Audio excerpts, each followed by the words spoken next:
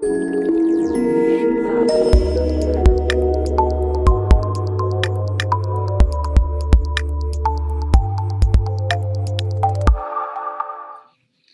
good morning, good afternoon, good evening. My name is Tiomkin. Today I'll speak with you about computational storage, provide you an overview about both the TWG and the SIG work.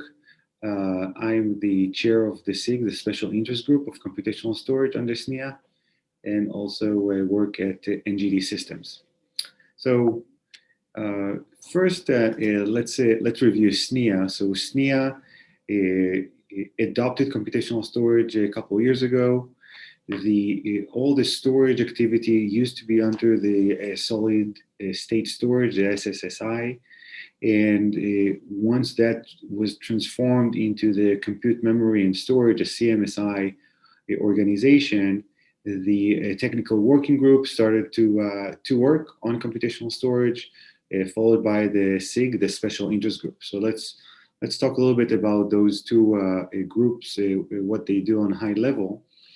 So we start with the technical working group.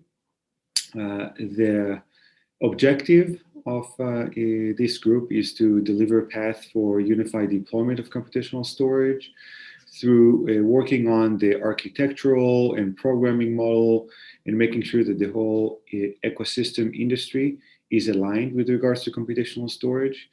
Computational storage is really at its early stages in terms of technology, maturity, and deployment. And the more we standardize around computational storage, the better it will be to be deployed, usage by customers, and unified commands by vendors.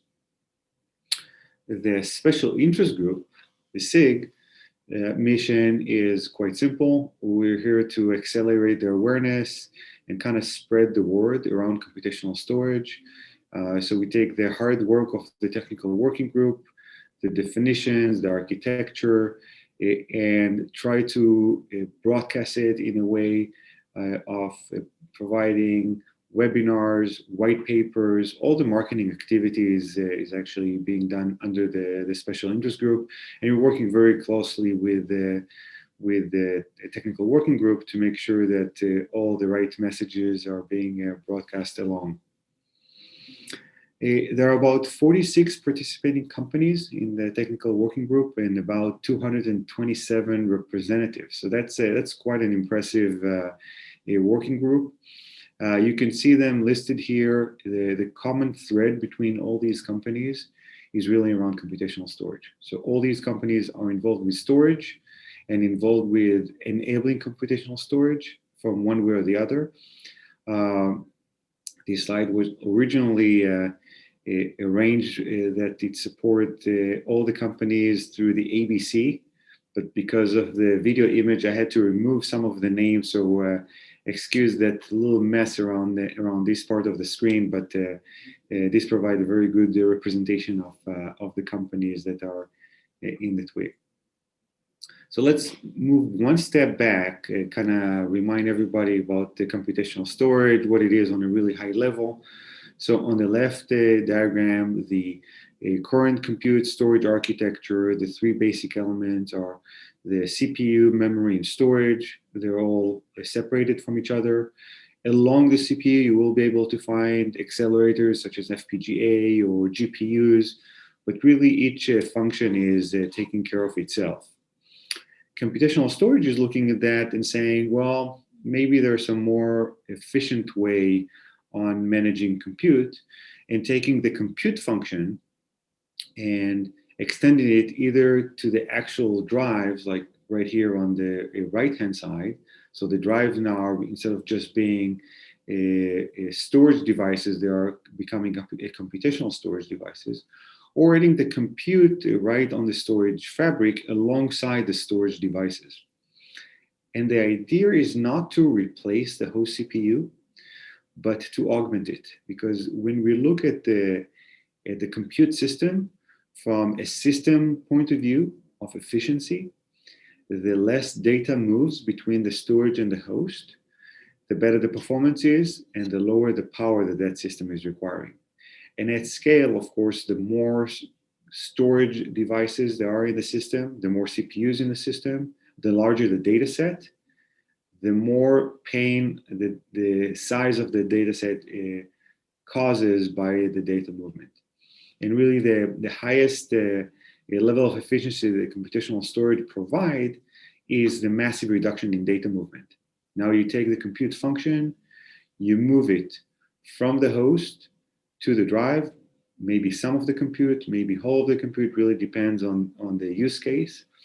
And now you rely on the compute function being remote, being more efficient, and let the host CPU either handle a heavier workload or sit idle and save power for the system.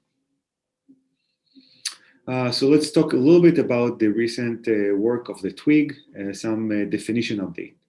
So there are some definition that the TWG decided to remove. The computational storage function, computational storage services, the CSS, also the FCSS and PCSS. And as these functions were removed, the TWG added 3 different definitions. The computational storage resources, the CSR, the computational storage engine, the CSE, and the last one is the computational storage function, the CSF.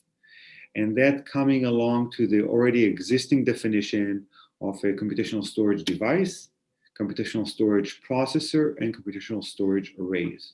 So we're trying to be as wide as possible from a computational storage perspective, that whatever function, device, work you are doing is being covered by the TWG. This is an ongoing process. We're dynamically updating definition and making sure that everything is covered. In this slide, you can find a visual representation of the definition references of computational storage, the various computational storage devices and functions.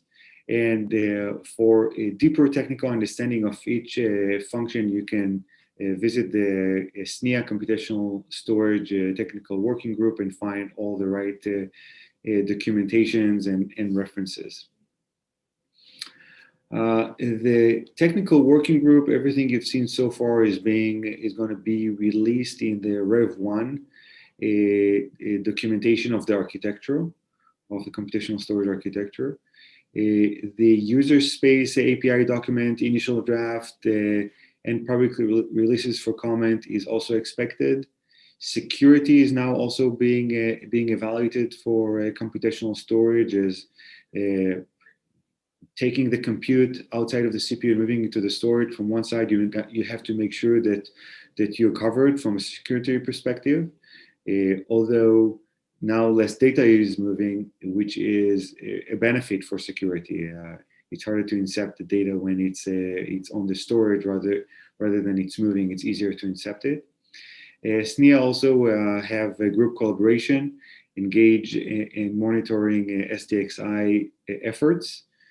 And on the external interactions, 2 of them, one with NVMe, express interaction around TP work, and the second is the ISO and NIST around the storage securities. So if this is relevant to you, if you're part of the technical working group, great, come join the SIG. So it's easier for us to spread the word and come up with more webinars, Bright Talk, white papers, and representation in conferences. If you are not on the TWG or the SIG, then please do consider joining the SNIA Technical Working Group of Computational Storage. In order to make a change, in effect, you got to be active and join the big and very impressive crowd of companies that are already taking part of the technical working group, both public, private companies, big, small, storage and non-storage related companies. But the thread again is computational storage can benefit each one of the company that is participating in the way they're doing business. So thank you for your time. Again, my name is Eli Tiomkin, a computational storage SIG chair. If you do have a moment to rate this session, it will be highly appreciated. Thank you and have a good one.